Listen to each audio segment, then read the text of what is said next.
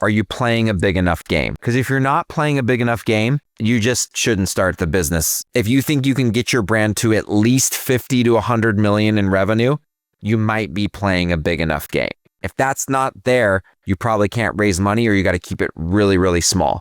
All right, we're back. Episode 14. Dylan, what's up? I'm very excited to talk about raising equity, raising debt. I think that it's a very difficult decision to kind of weigh the pros and cons of the two. So very much looking forward to learning more about your takes on this and diving in. Awesome, man. Well, obviously being on the CFO side of the world, I've got a lot to say about this. I don't know, man. Is there anywhere you want to get started? Because I could probably talk about this for the next 15 episodes if you want to. You tell me, where do you want to get started on this topic? I have some kind of pretty big thoughts on when I think it is good to consider equity versus debt. I guess a few of my, I guess if it's good with you, I'll share some of my thoughts on some rules I would generally follow, and then you can just say I agree, disagree, maybe why. Let's go. Sure.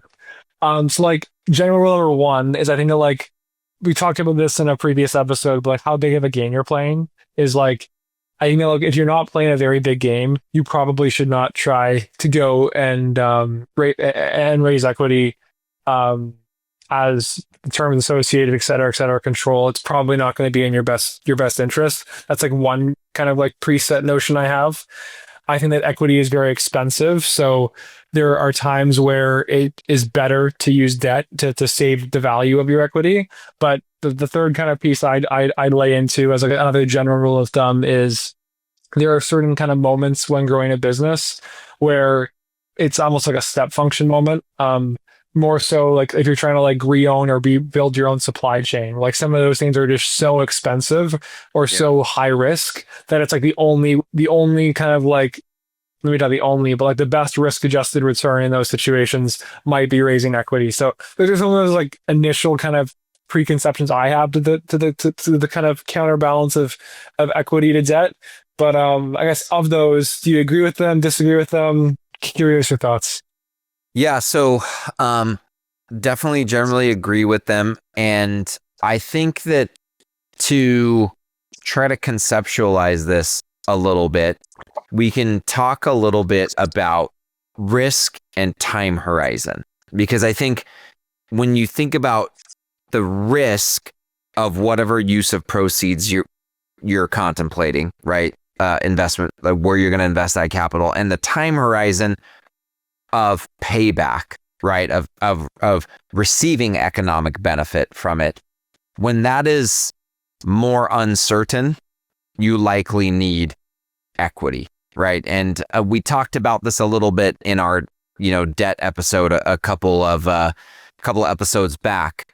But I think that when you take that concept and you apply it to a couple of the things that you said, that is why, for example, you're talking about you're basically talking about R&D investment in building something new that's unknown to the market, right? It's much different when you're building something new that's unknown to the market. I have a lot of experience in this because Guardian Bikes, the founder, Brian Riley, he invented a bicycle brake that prevents you from flipping over the handlebars. No technology existed like this at the time. There is a market that he could sell into, right? But the market was not currently accepting said product, right? He had to convince the market to accept that product. Furthermore, when he built the prototype of it, it was not commercializable. You could not sell this prototype. It demonstrated conceptually how the brake would work, but he worked his butt off for several years figuring out how to get it down to the piece, the retrofittable piece that it is today that can be retrofitted on any V-brake. That took a good 4 or 5 years. And then he had to pay for the IP to lock up patents and trademarks in all the major hubs around the world where bike parts get manufactured and purchased, right? And so because that was a 5 to 6 year endeavor and took plenty of capital and was very uncertain what the outcome was going to be, that had to be funded 100% with equity. He could have used debt. Now, here's a common mistake I see. Founders who have net worth when they start a D2C brand, they already have net worth before. When you don't have net worth at all, it's like, yeah, I've got to raise the money, right? But I've seen plenty of founders who have net worth either that they've inherited or from a previous exit of a previous business. And what they do is they start a brand that really should be funded with equity because of the very high risk, because of very high uncertainty, unknown payback. And they go take out like a second mortgage on their house or put up some other part of their net worth as collateral for a loan. I'm not saying that you can't do that. I'm saying if it doesn't work out, you end up having to pay it back, and you basically are paying it back as if it was equity, right? You're basically bearing the cost of raising equity effectively, but you paid the interest the whole time. So I'm not a huge fan of that unless you have so much net worth. I do know some people, a very few, but who are worth like $40 million, and they took like a $2 million loan to start their business. And if they lost that $2 million, it wouldn't matter to them.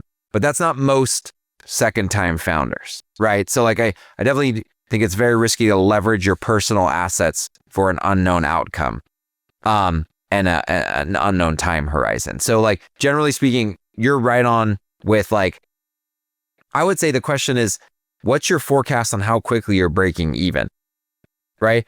If the business is not breaking even for like quite a while, you need equity because you need something to cover the losses. I've seen other scrappy D2C brands who start with $10,000 of their own money and they're profitable in month 6. And they come to Free to Grow to get debt, and they actually can. They're profitable, they're cash flow positive, and they can get debt, but they were already there, right? And so like, it's really a question of how quickly the business is going to be making money and is going to be self-sustainable. When it comes to the raising of equity, do you foresee, I don't know, this is maybe a broader question, but the actual market for raising equity in D2C, do you think we'll ever see anything remotely similar to what we saw in a handful of years ago? Or do you think there was lessons learned? I know the market hasn't been as frothy the last 2 years, but maybe it's starting to trend up a little bit to a little bit of a healthier place. Do you think we'll ever see that level of like froth again, or do you think that unlikely to occur? So look, here's a prediction. I don't know if this will happen, but I could see a return to that was an asset bubble, tried and true asset bubble, right? I could see potentially if there's some sort of, I could see this asset bubble that ends up being the result of the first round of D2C brands that start getting their products sold through AI SEO, so to speak, as opposed to traditional SEO. The first brands to crack that code and be the first mover in AI is recommending their product. I could see the AI asset bubble because we're clearly in an AI asset bubble right now. I could see D2C for a moment getting wrapped up in the AI asset bubble. I don't know if it'll happen, but I could see 5 years from now, you and I talking and being like, hey, it happened and this is what happened. But generally speaking, that was an asset bubble where investors were paying, there's irrational exuberance in the market. They were paying up for something that was up and was above intrinsic value. Now, like I'm not a Benjamin Graham, old Warren Buffett only like invest based on like intrinsic value of owners' cash flow. But what I'm saying is people were paying multiples of revenue regardless of how much the business was burning, right? I don't think that that's coming back anytime soon, but I am already seeing equity investment activity pick up for brands that are building strong brands. I know that sounds redundant, but like truly a brand. And so high LTV products have a lot of potential. I will tell you right now, every institutional investor, I actually have a client who's been with Free to Grow for a couple of years who tried to sell the business or take on a secondary, PE round. They're selling a product with no LTV. And when all these institutional investors got initial financials, this is like, whoa, this is crazy. Like when they saw the P&L on the balance sheet. But when they got under the hood and saw what they're selling and saw that there was no LTV, 100% of them said, no, we don't do this anymore. And so I actually think, generally speaking, I'm not saying there can't be exceptions, okay? But generally speaking, there will always be an appetite for high LTV brands that are profitable and cash flow positive because they're good businesses that are brands with raving fans, and there will always be an appetite for that. I'm not saying you can't sell your brand that doesn't have LTV. I'm not saying that. I'm just saying I think there will always be an appetite for high LTV, for profitable, cash flow positive, high LTV brands. Well, if you had to kind of summarize the most common reasons where it definitely makes sense to go and raise equity over debt, what are those? What are some of those reasons? Okay, so these are in no certain order, but well, maybe they are. I'm going through the list of questions that I would ask myself. First, are you playing a big enough game, like you said? Because if you're not playing a big enough game, you just shouldn't start the business. And here's why. If you need equity to start it, you probably shouldn't start the business because the game needs to be big enough. So game meaning TAM and ultimately opportunity to drive sizable enough profit and cash flow that you can dilute yourself by selling equity at a given valuation, and post that dilution, you can give yourself as the founder and the investors a sufficiently high return for how risky it is to invest in a D2C startup. There has to be a sufficiently big game. And I would say this is a very general rule of thumb, so please don't take this to the bank. But generally, if you think you can get your brand to at least 50 to 100 million in revenue, you might be playing a big enough game. If you can't get to 50 million in revenue, it's not that you should raise nothing necessarily. You should be very mindful. There's a cap at how much you can raise. And pretty much there's a cap at how much you can dilute yourself. And there's a cap at how high that valuation can be, because you're going to need to give the investor call it roughly, depending on what investor class it is, a 4 to 8x return you're going to need to give them. Okay. And so whatever valuation they get in at today, when they give you money, you need to feel that the size of the game that's available to you, you can give them a 4 to 8x return. If that's not there, you probably can't raise money, or you got to keep it really, really small. So we chatted a lot about when to raise equity over debt. When is it generally best to go debt first? And I guess I'm asking the question, I imagine it's when you have a very forecastable outcome. That's probably the go-to that comes to mind. It's the opposite of the uncertain timelines. Are there any other general best times to lean toward the debt side over equity? Okay, so definitely there's the higher certainty piece, right? The other thing is that with a D2C brand specifically, or even a multi-channel e-commerce brand, I like to think about the concept of temporary capital versus permanent capital, or temporary capital need versus potentially permanent capital need, right? The beauty of a consumer goods brand is that there's a hard asset or assets in inventory and accounts receivable if you have a wholesale presence that lenders see as security against them lending you money. It's called collateral. And so if you have a temporary need for capital, then debt can be a good option. And if you have alongside that forecastable or higher certainty on the ability to service or pay back said debt, then debt is a good option. And so again, I think I've used this on a different episode. I use mortgages, buying a house as an example, because a lot of people tend to understand that. What does the lender look at? Two things. One, your ability to pay back and service the loan. And that's where they're underwriting you and your income potential, which is your ability to pay it back. They usually measure it by DTI, debt to income ratio. But then they also underwrite a second thing, which is what? The value of the house. That's why they send an appraiser to appraise the property, because they want to make sure if in the event that you can't service the debt, you lose your job or whatever, the asset's worth more than their loan is, so they can sell it at a discount and make themselves whole. Same thing with your business. They are going to underwrite the certainty of your ability to pay them back, so that's your profit and cash flow. And they're also going to underwrite the value of your assets to see if they can sell them at a discount and pay the loan back. And so if you have those two things, you may be able to use debt for some of your working capital or your capital needs. The temporary versus permanent piece of this is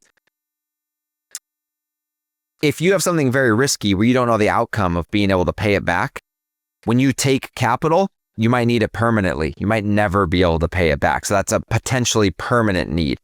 A temporary need is something like I'm seasonal and I need to stock up on inventory before the holidays and I don't have enough cash to do that. So I take out a loan and then I sell it during Q4 and I pay the loan back. And then I need it again in Q1 as I start building inventory again. So there's this temporary, the peaks and valleys of your capital need are temporary. They're not continuous, right? And so those are some things that you can use to consider debt versus equity. Makes sense. And I guess like there's also like, I guess like the market itself dictating or having some impact on when you want to do one or the other. Like have there been periods of time in your experience where like because valuations are so frothy or not frothy at all, this heavily impacts the recommendation? Or how does that get taken into account? Yeah. So, I mean, going back to what we talked, your question before about like, will those conditions of like, will that asset bubble in consumer or D2C consumer like ever come back? That I don't know, but when valuations are high, when the market is valuing ecom consumer higher, you can potentially raise money on the equity side at a lower cost of capital, because since they're valuing brands of your sort higher, you can get the same amount of capital for a lower cost, right? And so actually, a few of the raises we did at Guardian, I mean, our CEO, Brian Riley, is like, he has a finance degree, so he was a very sound financial strategic thinker. There's a couple raises that we did specifically because we're like, this is the cheapest cost of equity we may ever have in the history of this business, or at least for a really, really long time. And he was smart enough to think through that like valuations were multiples of revenue for unprofitable brands. And if you really kind of thought about it conceptually, the squeeze between the cost of equity and cost of debt was a lot smaller than usual, and you didn't have to pay it back, right? And so, you know, that is definitely important. Right now, we're in a period where like, it's not that equity capital isn't available, but valuations definitely are not like at any sort of a peak. And so the cost of equity for a lot of brands generally is much higher right now than the cost of debt. And so that's definitely super important. I will say, in reality, for an ecom brand, the best cost of capital, the most optimal cost of capital is maybe a mixture of the two. It doesn't have to be black and white, all or nothing. I think a lot of brands think that. It can come in phases, right? It can be run really lean at the beginning on your own capital to get to break even and approve product market fit, right? That you can sell your product for enough to actually turn a positive profit. And once you've proven that out, go with that story to equity investors to take on the capital to scale and say build your own factory like Guardian Bikes did, right? And when you go to build your factory, don't just raise 100% equity, raise enough equity for the down payments on equipment financing loans, which a lender will lend you because you have hard assets that you're financing, right? Raise enough for the down payments and an equity cushion for uncertainty. And so I don't want brands to think that there has to be one versus the other, but if you consider how big of a game you're playing, you consider risk, uncertainty of profit and cash flows, and you consider assets to collateralize loans, if you consider all those things, you can go out to the market and find the most optimal combination of equity and debt at whatever stage of the strategy that you're currently in. That makes a ton of sense. I'm curious for you, are there still brands out there? I actually don't, this is a genuine question. This was not like set up beforehand. Are there still brands out there that are equity backed that you encounter on the ad side that don't care about scaling profitably from a contribution margin standpoint? It's pretty rare. Like when it happens though, there's normally still a pretty hard set like target of like, don't lose more than X dollars. Obviously, there's always going to be some constraint, but like there are brands that we encounter. Normally, they're high LTV brands though, where they just don't care about like the profit for the next year. They just want to sprint to X dollar value of monthly revenue based off of the subscription base, and they're doing it based off of an expected payback the following year. That is pretty rare. But we have had conversations around like the pros and cons of approaching it. But even then, that's still built around like a pretty reasonable expectation for profit. You're probably pushing it out further into the future than most people would be willing to do so. But if you're like PE backed or something along those lines, it can be a viable strategy depending on the risk tolerance that one has. So I'd say what doesn't exist is like, I think D2C 1.0 was a lot of brands that were first time customer dominant, low LTV with some sort of like fantasy that LTV would someday happen and exist. And if you're scaling unprofitably a first time customer brand, no matter what type of funding you have, I just don't see a world where that is a viable strategy. But I do think for the high LTV brands, it's still sometimes a viable strategy, but it is rare and it requires, the proper financing and understanding and tolerance of what you're doing. The LTV component, I think, is really interesting because I do think that if you're equity backed, there is fundamentally a difference between spending at a new customer loss, trying to figure out LTV and figure out how to get that to work, as opposed to like having a product that just doesn't lend itself to LTV conceptually and is never going to be there, and just spending to try to get to some magical point of becoming profitable. I am curious. This is actually an interesting question. How long, and I know the answer is going to be like, it depends, but I would love to know like the factors to consider. If you have a brand that sells a product that's durable, there is not going to be LTV conceptually, right? Meaningfully. How long does it take to figure out if it's possible to sell that product to new customers profitably or not? What are some of the things to consider in like how long it might take to figure that out? Like if you're just like starting from square one. Yeah. Let's say I have a consumer electronics product that I believe in. I come to you and I'm like, hey, I've got this much money to get this thing to generate this much contribution margin, which is my break-even point. Like, what do you think through in running an agency of like helping them vet how likely that is and if they should like move forward with that endeavor or not, and how long it might take? Yeah. So for most of those brands, just to kind of like set the stage of expectations, as we normally would, we would normally say you probably shouldn't work with us unless you understand the risk you are entering into in terms of the probability of success, which is you will most likely fail if you are starting from scratch. But if you understand that risk and you have a high degree of conviction in your product and you want to try, then like fair game, let's go. We're on the same page.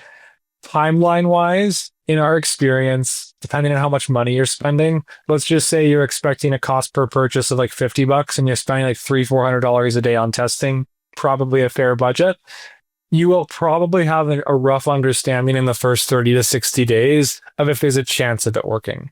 And then the question is, will it actually work? Because if you're getting CPAs of like $250, the gap to close is just so big that even with like better messaging, better this, better that, the probability of you closing that gap is just really, really tough. If you're like a month in and your CPA is sub $100 and you're going for $50, well then, hey, like there might be a chance. Even then it's a pretty big gap. But if you're like 60 to $70, all of a sudden then that gets into like what the next strategy would be in terms of whether it's like boosting AOV with bundling. Will there be LTV in the brand? I say like end of the day, you're normally looking at like call it reasonably 2 to 3 months to validate, is this going to potentially work or not? This may be more like subjectively your opinion than data driven, but or it may end up being more data driven than I think. But what is your guess or opinion on when someone tries to bring a new product to market, and this is a brand new brand, and they can't get it to work? And you're saying like, hey, you could mess with messaging, you could mess with creative, whatever. Like, I still don't think you're going to get it to work. What do you think are the most common reasons for that? So one thing I'll just say too is we've seen some like really crazy edge cases where like someone's been trying to get something to work for like a year, and then like 11 months in, they finally find something. But again, usually you're going to still be like in the range or realm of possible success at an early phase. Why things most commonly don't work, I'm probably going to go with like, aside from like purely the financials, like the gross margins have to make sense, the LTV has to make sense. Oftentimes it's just going to come down to you truly have like no differentiation in your product. So like you are like just not different. So there's already like enough competition that you're not going to have the ability to find that arbitrage where the ROAS makes sense. And then the flip side of that is if you're not differentiated, you have to have some sort of other operational leverage or thing to pull on. And that's where you often have the ability to outperform. Maybe it's because you have like X, Y, or Z better COGS because you're vertically integrated, because you just so happen to own this other asset that can manufacture. I don't know. So it's like, it's either going to be because you're not differentiated enough, or if it's like a truly new and novel product. There are some products where it's like that we've seen, or maybe you're selling it for $100, but literally no one knows what it is unless you do like a ton of education. It's just going to be really, really hard to get a $50 CPA on a really complicated product where no one understands it. You're almost like ahead of the market, so to speak, and you have to worry about the awareness. So the price point's just too low. So I feel like the main things is just like differentiation, uniqueness. We've seen actually a lot of businesses that exist in like the low 8 figures to high 7 figures that are small games. We've used the word game a lot in our conversations today, where sometimes those businesses are actually super profitable because it's such a small game. There's not enough other people trying to play it.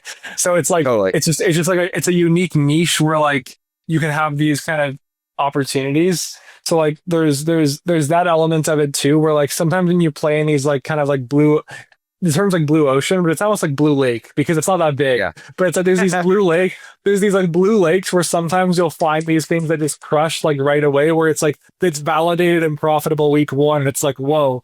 I think that happened a lot more in D2C 1.0 when there was just like less brands. It's less common that we see that now, but we still have sometimes seen it. You answered that question and took us exactly where I wanted you to take us, hopefully, which was like, I wanted to give the audience like some things to think about, some qualitative things to think about that make your business, I'm coining this term right now, equity fundable. Okay. And like the point being that like, it's not just the risk and like, don't just say, I can't get debt, so I'm going to raise equity. What Dylan just pointed out was, I'm going to have some leverage in the marketplace as I scale because of these specific reasons. And so I should raise equity. This should come to market because I'm going to have some sort of leverage or competitive edge on everybody else, right? So like Guardian Bikes had the IP, right, of the safest kids break.